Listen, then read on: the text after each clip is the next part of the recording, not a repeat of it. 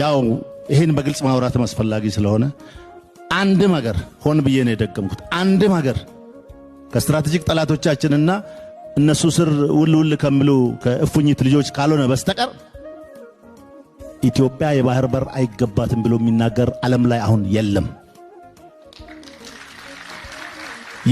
እንዴት ታውቀዋለህ? በመከላከያኛ ዲፕሎማሲ እንሰራለን፣ በደንብ እንሰራለን። ከውጭ ጉዳይ ጋርም ደግሞ በመተሳሰር እንሰራለን፣ እንናበባለን። አሁን የለም፣ ብቻችን ነገር ጠብቁልን ነው የሚሉት።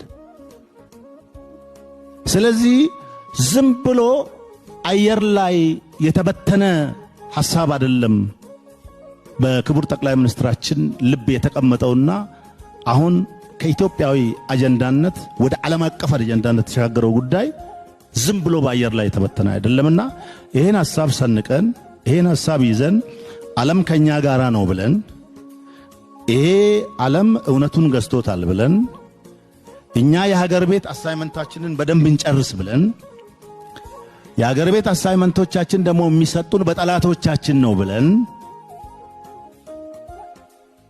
ይሄ በደንብ ገብቶን ስራ መስራት መቻል አለብን። በሌላ ቋንቋ እንዲገባን አሁን ኢትዮጵያ ውስጥ ያለን ትርክና ጭቅጭቅ መከራ ምናምን ሁሉ የማንም ጣጣ አይደለም።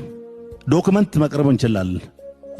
የብሔራዊ ታሪካዊ ጠላቶቻችን ቅመራ ነው።